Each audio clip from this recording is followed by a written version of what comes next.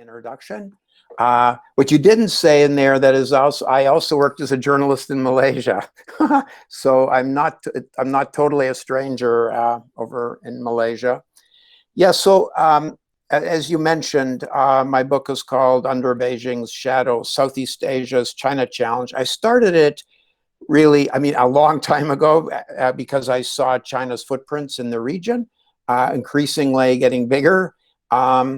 But I started it really seriously in 2017. And, you know, I just want to say and that was the beginning sort of the Trump administration starting to get much more critical of China. I tried really hard to listen to the Southeast Asians and describe each country largely as they see it, and not get caught up in the rhetoric coming out of Washington, which has actually even ramped up since the book was published. And then, yes, like you said, the book, actually, I had to get it to the publisher in January this year, and then editing, and then it was slowed down in the COVID. But in the Malaysia chapter, almost every chapter, there are things that are left out. And so in February, you might remember there was a government change in Malaysia, and I obviously, I could have tried to write it in, but it would have been quite silly because I wasn't given much space. So I just thought I'd leave it the way it was. People know that, and then I wasn't sure if I wrote in that Muhyiddin was a new prime minister, we might have a new one by the time the book came out.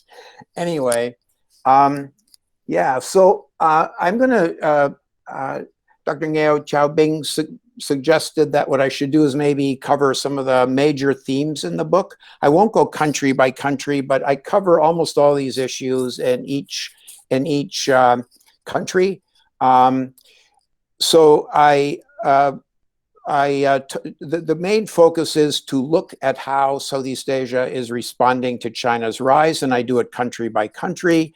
And it's fair to say that I think countries generally see both a challenge and an opportunity. They're somewhat anxious. They're also somewhat hopeful.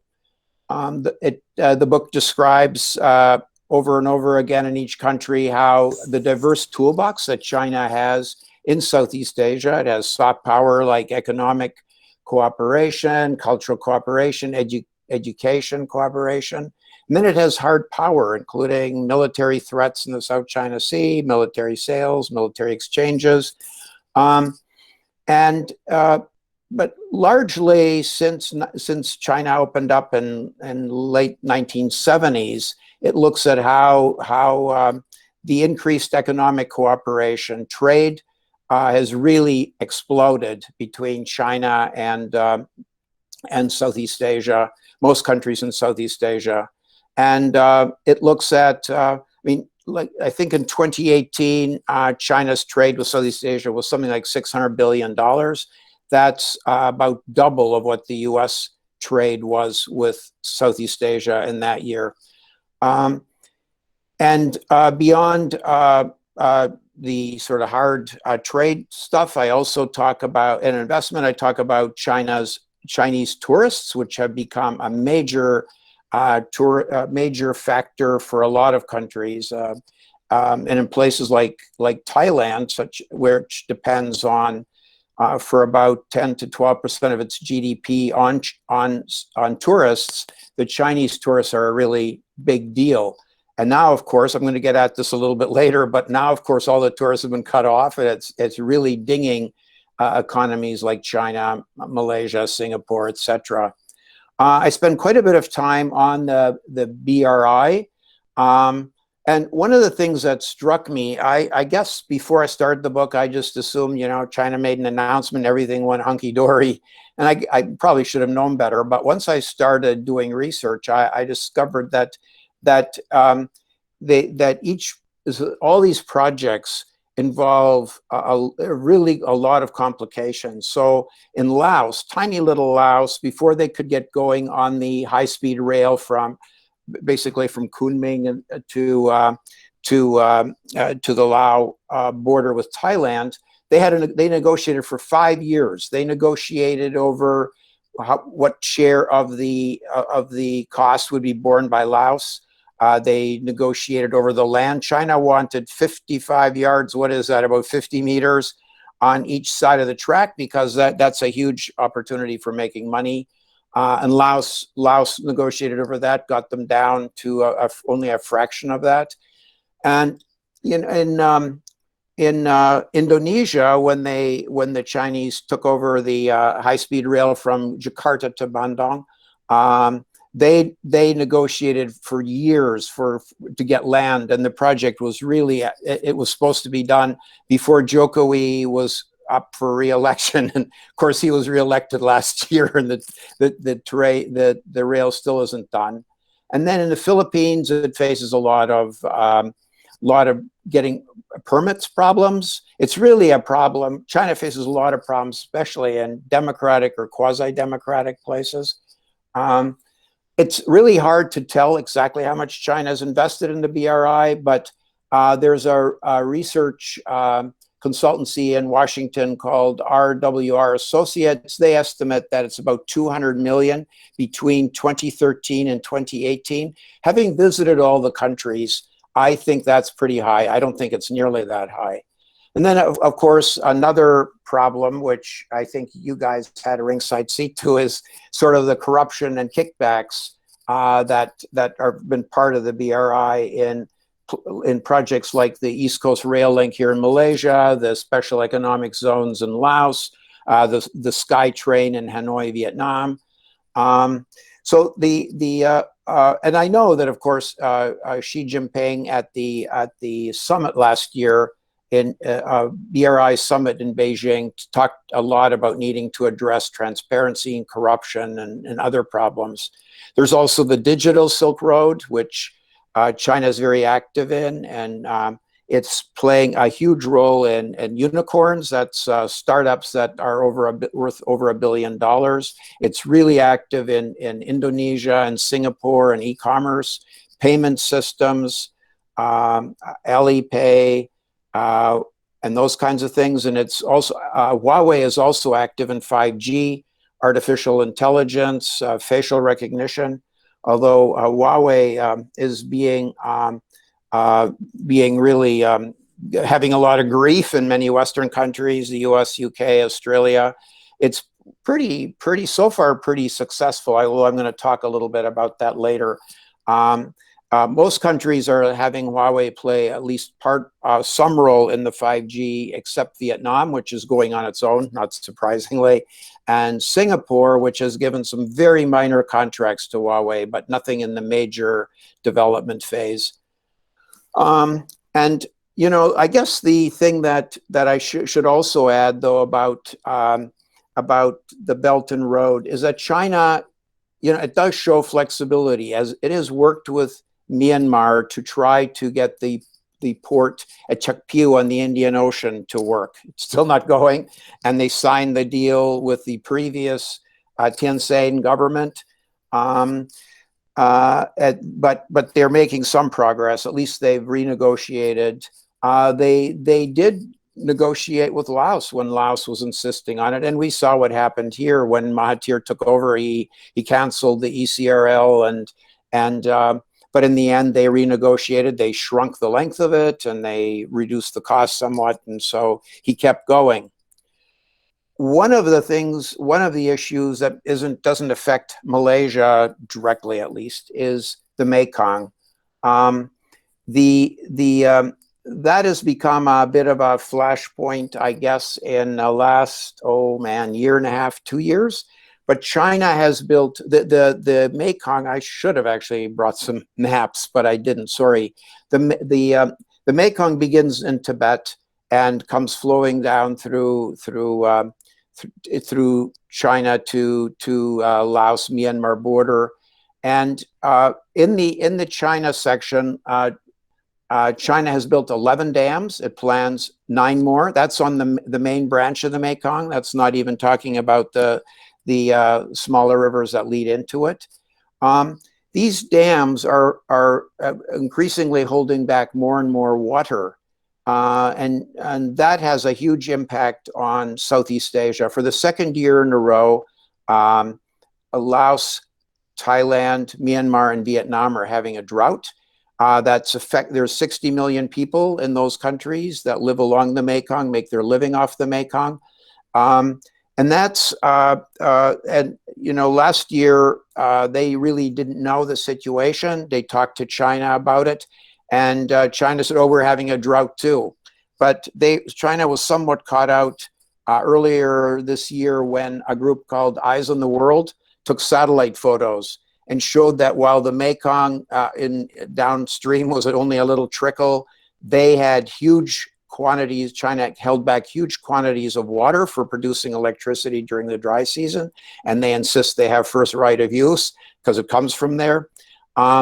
But we're seeing that, and I don't know what a parallel would be, but just 2 of those 11 dams hold enough water to fill the Chesapeake Bay, the huge bay that's about 50 kilometers from Washington.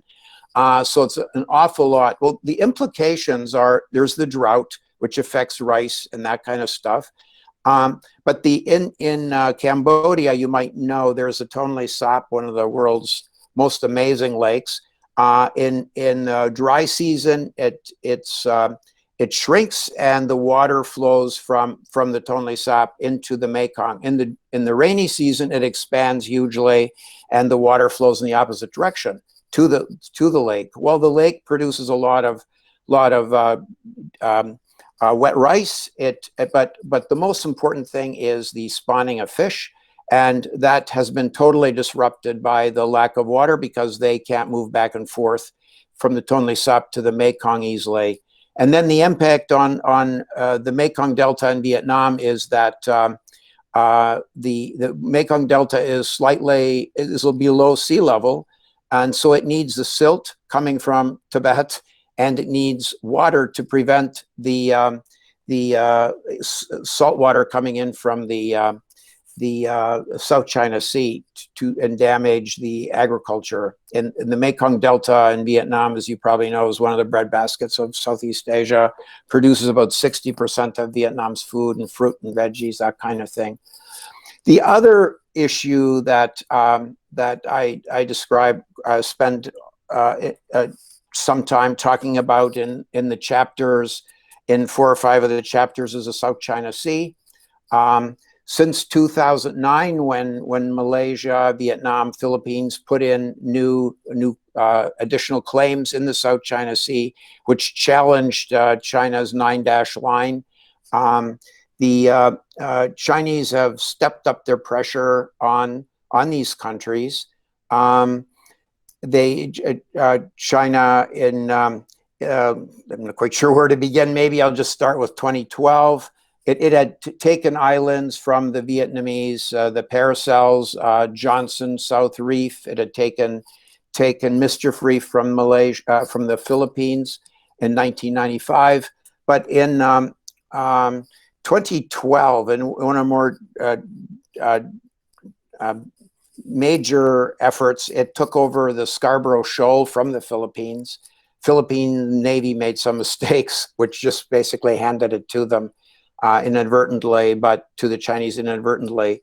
So Malaysia, Philippines took China to the arbitral tribunal, and in 2016, China, the ruling was about 90-some%, I would say, against China, mostly for the Philippines. But China said, well, we didn't participate, we're ignoring it. And then along the way, 2013, some of this coincides with the coming to power of Xi Jinping, who is maybe at least a little bit more nationalistic than some of his predecessors. So they started to reclaim islands, grinding up reef, which is very hard on the fish, from the sea, and then building 7 islands, 4 of which are big enough to hold military equipment, can land Chinese military planes and have anti-aircraft equipment, etc., on the islands. Then in the last 2 years, China has started to put more pressure on both Malaysia and Vietnam in the South China Sea. It has, off the coast of Sarawak, put pressure on Shell, which is been doing some exploration and also a lot of development with Petronas for decades. And it hassled Shell for 3-4 months. And before that, it started actually off the coast, the Vanguard Bank off southern Vietnam, where it was Chinese vessels, Coast Guard, maritime militia vessels were harassing Rosneft, a Russian company. And then this year, China roughly repeated that. So there are some people that think and China has also harassed Vietnamese fishermen with the Coast Guard, with its militia boats off the coast of Vietnam, between Vietnam and the Paracels, off the Philippines, and even in Natuna off the coast of Indonesia, which is not really a claimant. So there are some people that think China, and I know not everybody on this call probably agrees with this, but there are some people, analysts in some of these countries, that are pretty convinced China is trying to say that everything in the 9-dash line, all the resources are ours, and if we might let you develop them, but you have to develop if they're in your EEZ, your exclusive economic zone, but you're going to have to do it roughly with us or by yourself. Sorry, I got a little bogged down there. I'm going to have to speed this up. In countries, the other big theme I talk about in each country is the role of the ethnic Chinese. Obviously, ethnic Chinese have been coming to Southeast Asia for centuries. Often they were just poor migrant workers.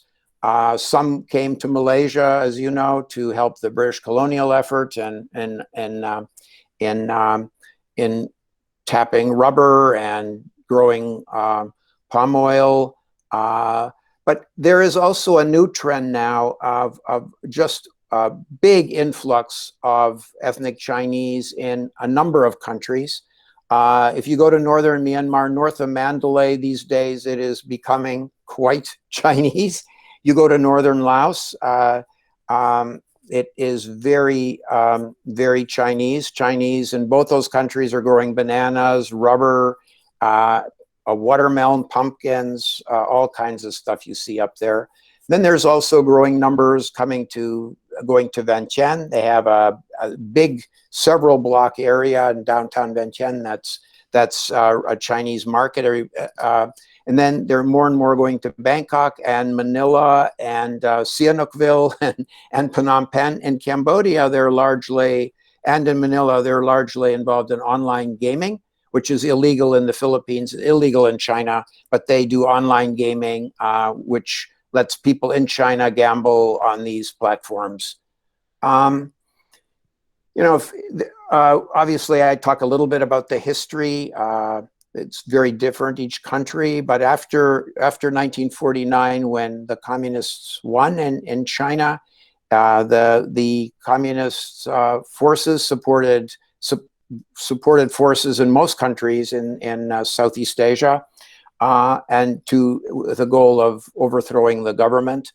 Eventually, that sort of petered out, and China agreed to stop.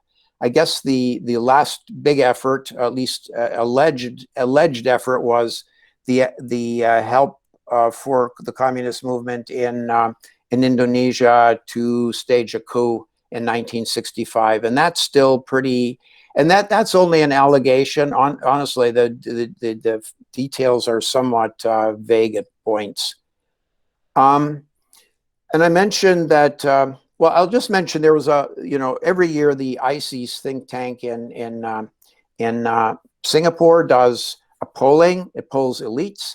70 and so across the region, in the poll that was released in January, 79% of the elites said that China has the most economic influence in the region. The US, I was shocked to see, only had 8%. That 52% said China had the most influence politically and strategically in the region, which also surprised me that the US only had 27%, which is roughly half.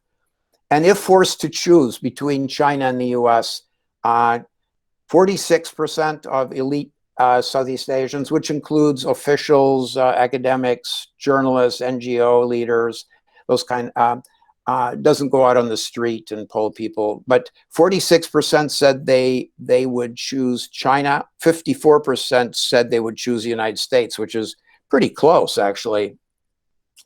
Military to military ties have increased.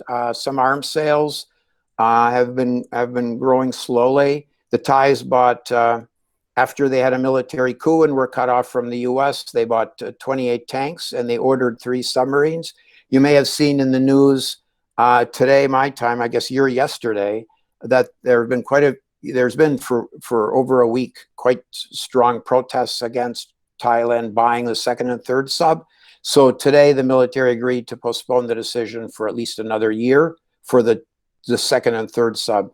And then, as you know, living in Malaysia, the Malaysian government has also ordered 4 coastal patrol vessels from China.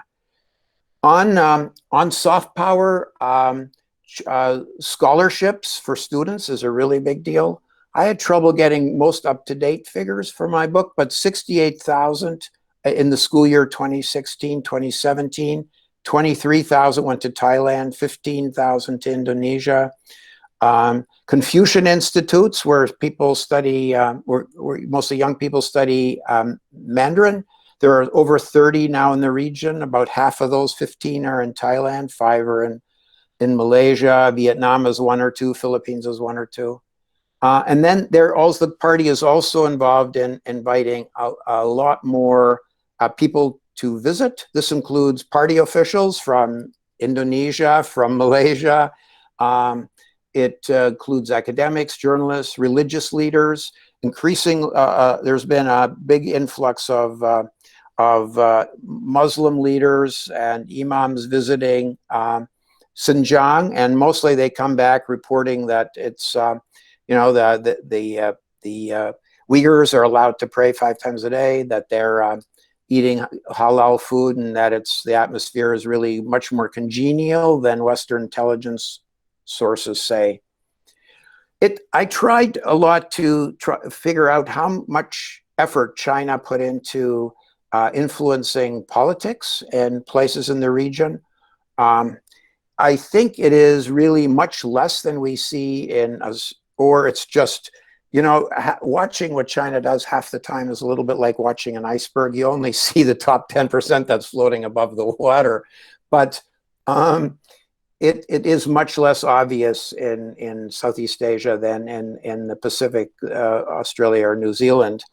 But you probably remember that in the 28 elections, the Chinese ambassador was very active in going to quite a few constituencies, Barisan constituencies for the ones represented by Najib, by Zaid, also the MCA, head of the MCA party, he went there, and they had outside his constituency, they had a big billboard of showing Xi Jinping with Najib Razak, and I guess I was trying to figure out what that meant, but I think it meant that you know, cooperating with China is gonna, you know, electing me means you're going to be close to Najib and he's close to Xi, and our constituency will benefit.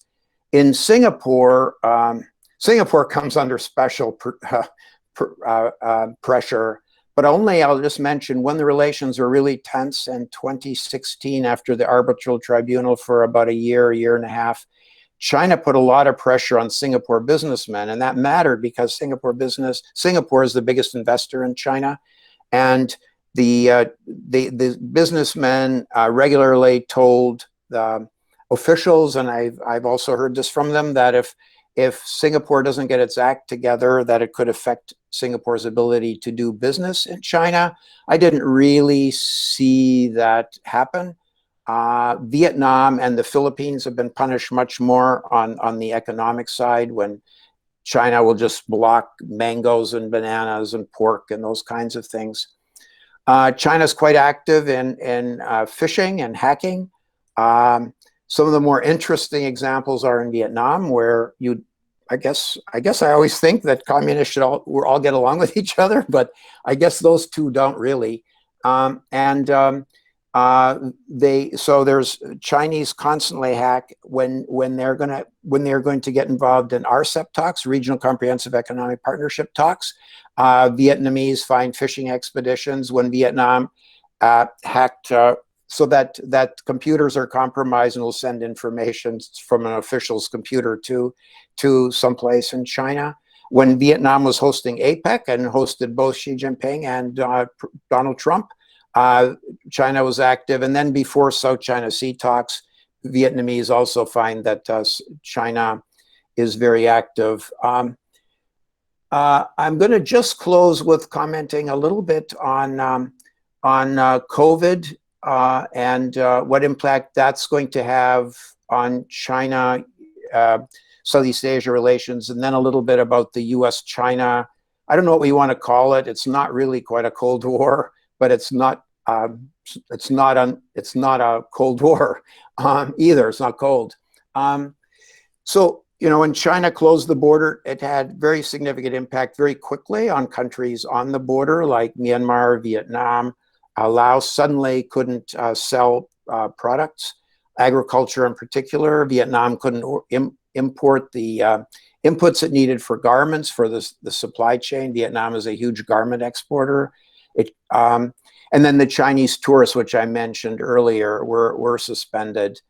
And the COVID really brought an awareness to the world on how much we and everybody else is dependent on China's supply chain for medicines, for medical equipment. Meant much of this stuff, we couldn't get masks in the US for several months because of China was the major producer. And since then, this already fit a little bit into the US, Donald Trump's narrative of pressuring companies to reshore from China. He pushing them to come back to the US or at least go leave the Southeast Asia. And countries like Vietnam, Thailand, Malaysia have already seen some benefit where companies are coming and investing. The other thing that's going to be affected, of course, is the BRI. China is going to need money to jumpstart the economic recovery at home, which is going to be pretty slow because the global economy is slow, and China, even if relations were good, would have trouble trading in massive volume. It's interesting that after, China obviously mishandled COVID in the first few weeks, and by not doing the lockdown before Lunar New Year, it obviously caused a massive spread of the disease. But once China figured it out, what was going on, it became very aggressive at home and tackling the COVID. And then along the way, it's what are now called wolf warrior diplomats are picking fights. China's gotten into fights that are a bit surprising with Australia and India since the COVID. And even while these countries, especially India, is battling COVID still, China has been active on the border, and after a fight in which over 20 Indians died, they left, but they came back again this week. And some people believe that because so much of China's credibility domestically is related to getting legitimacy from economic growth, that because that's not going to happen, China may look more at doing things overseas. So it was, as I mentioned earlier, quite active in the South China Sea and pressing Malaysia and Vietnam on their oil exploration. It wasn't more active than last year, but I guess some people thought, what the heck, we're all dealing with COVID, and here you are, sending all these Coast Guard vessels and militia vessels to harass us. So that's a bit of a surprise. Now, but I guess I would say I don't think we know yet what the long-term implications of COVID in Southeast Asia are going to be. This is maybe just another blip. You know, the region has gone through economic downturns and other challenges, and you know, it could rebound quite quickly. The area where I think there could be more longer-term implications is the U.S.-China, I don't know what to call it, but let's just call it trade war for now. Those tensions have really ratcheted up in recent months. I suspect some of that is Trump being anxious that he could lose the election. And so he's put a lot of pressure on Huawei, but more recently on TikTok, and ordering TikTok to sell to an American company. WeChat's under pressure, and even Alibaba is under pressure. And I don't know what's going to happen if Biden wins. I think one thing that I have to say is that quite a bit of what Trump is doing and now has bipartisan support. It maybe didn't quite so much in 2017 when he started, but there's a lot of frustration, including in the business community, about intellectual property theft, tech transfers, subsidies to state-owned enterprises. And I guess many Americans think China's had a good ride for 20 years, a free ride in the WTO since it joined the WTO. And it's really time to stand up to China. And that view goes pretty broadly. And I think Biden would roughly agree with that. Although I think Biden would be more, he doesn't talk as shrill. He doesn't use tweets to deliver all his messages to make foreign policy.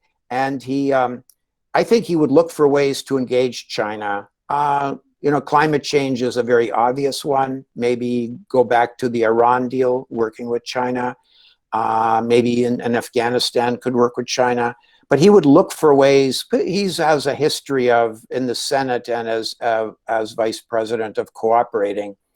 The one area where I think we are facing a brand new world is in technology. China, I don't know how they blew this, but China depends 91% for semiconductors. It depends 91% on imports. It really hasn't gotten, the semiconductors that they produce are really quite stodgy and old.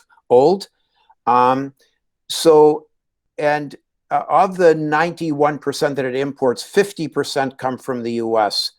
And so I think with the way Trump has been going on technology, it is quite possible that we won't see bifurcation of the regional economy, but we could see bifurcation on technology. And so the US literally could take down Huawei if it wanted to. Huawei just can't get enough chips. The chips are controlled mostly by Intel, Samsung, and Taiwan Semiconductor, and you know, all those three. One is American, and two rely on the U.S. So that's one that could really result in a pretty big ding to China's ambitions. I'm not sure that I would support this, but I'm just telling you what I see as a reality. And what I hear here in sunny downtown Washington, where we're now in the evening. So I'm going to stop there, and we can take up. Oh, I'm going to. Chow-Bing is going to give some comments, and he might well disagree with quite a few things I said. But anyway, we've known each other for a while and talk quite often, so I can take it. Right. Thanks, Thank everybody. you so much, Murray. So before I invite Chow-Bing to give his discussion point, so I would like to invite our audience to type your questions in the chat box, so you can find it on the right side of the screen. So I will collect and organize the questions and present the questions to our speaker, Murray, and also Dr. Ngiao. But for now, Dr. Ngiao, please. Thank you, Chow-Bing, and thank you, Murray, for giving us a very good overview and also an update about your observation about the developments in Southeast Asia and China after the happening of the pandemic. I think it was a very good talk and also very good overview. And first of all, I have to congratulate you for having completed and published this book, which is over 600 pages. It's really a huge book, and I really have to commend the effort that you have put into it. And it's actually I would yeah, there are certainly several areas that I would disagree, as you say, but overall, I think you have done a very fantastic job. So I congratulate you on that. First of all, I think I would make just 3 or 4 comments. Basically, first, I think the book itself really captures the complexity of the relations between China and Southeast Asia. I think you have tried very much to present a very comprehensive, balanced, and objective way in terms of how China interact with all 10 Southeast Asian countries. I always tell friends in the region, outside of the region, when people ask me about try to summarize China Southeast Asian relations, I say I don't even know where to start, because 10 countries, 10 sets of relations, 10 sets of calculations of their own priorities, national interests, informed by their own strategic traditions and relations with other countries. There's no way, basically, to really have a very short, summary of what this 10 sets of relations is about. But your book does capture that very complex dynamics. But I think the message, if there is anything to say, is that we should not and cannot basically afford to have a very binary view about China's relations in Southeast Asia. I think at least for me, one unfortunate development recent years in perhaps in Washington, in the States, is that the China narrative is overly binary, in the sense of a very moralizing black and white situation. But I think Southeast Asians do not adopt that kind of view, because the complexity itself is the everyday interactions with China is informed by a lot of contradictory dynamics that a binary view is not going to help us understand the situation. I think where your book has basically captured these dynamics really well. And I would also like to mention a little bit more about the BRI. I think you have discussed in a very comprehensive, detailed ways about all the projects. You mentioned the negotiations, the real projects, the ports, and so on and so forth. Whether China is making an advance, whether China is really losing influence, whether it's making money, and so on and so forth, right? I think these are issues that sometimes a binary reading of the BRI would have difficulty understanding, because actually for me, or at least the way I understand or read it, is that yes, Chinese projects are sometimes being inflated, sometimes unfortunately involved in corruptions, or sometimes they don't calculate in a very detailed way whether it's viable or sustainable. But essentially, it's a mutual learning process. I think China is trying to learn how to make use of its capital to do this kind of very very expensive infrastructure work. And Southeast Asian countries are also trying to learn how to deal with a new power who is able to provide this kind of infrastructure, capital, and technology. And on top of that, I have to be very honest, is that no infrastructure project is risk-free. Every infrastructure project, whether it's financed by China, by Japan, by World Bank, or whatever, it's going to take a lot of time to see whether it's actually making sense or not, right? So I think this is actually a mutual learning process. So I don't quite buy into the so-called debt trap diplomacy or this kind of rhetoric, because both sides are actually trying to see how to put together some kind of ways to move forward about accepting China's infrastructure investments and projects, so on and so forth. So that's why I think your book informs Western readers, right? I think it's published in the States. So in a way that show that it's not really trying to have this kind of strategic, China having a very grand strategy to use infrastructure to trap other countries. I think that is a bit over-reading the complexity of the, over-reading the intention of the BRI. And then I think the third comment I would like to point out, actually, I don't really want to say that you haven't done enough, because 600 pages, the kind of interviews that you have done, the kind of resources, materials that you have collected, is actually quite a lot. If I point out things that you could have done more, right, then it could be an 800 pages book, right? Yeah. But just for the sake of pointing out certain areas, perhaps that you could enhance, is in terms of talking to whom the interviewees. I have the impression that many of them would be considered think tank analysts, academics, people in the NGOs, civil societies in the region, basically, which I think definitely are important, definitely give you a lot of ideas and views. But somehow I have the feeling that you are perhaps missing one group of people, and that is the businesses that are actually quite intensively involved in the both way. Yeah, actually in Malaysia, there are a lot of circulatory businessmen, I would call circulatory in the sense that go to China and come back to Malaysia very often, and also in the region. And increasingly in this region, there are a lot of this kind of people that have business there, they have investments there, trade, and then they work a lot and have a lot of networks and linkages with the Chinese, with their Chinese counterparts.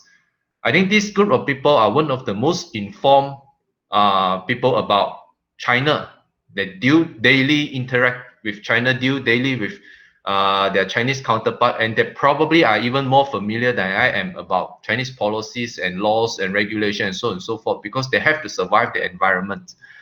Somehow, I think their views will add to what you have already discussed very extensively in your book. I think somehow this part perhaps is a bit missing in terms of the narratives. And another group is perhaps I would also suggest interviewing with some of the China's specialist academics. Let's say in the future, you have another chance to actually update, perhaps visiting China and talk to some of the China specialists in Southeast Asia, which I have the impression that somehow are not that the interactions with the Western academic think tank world is not that much. Usually, the Western think tank world will interact with China's experts on the Western countries. But China's experts on Southeast Asia is less so.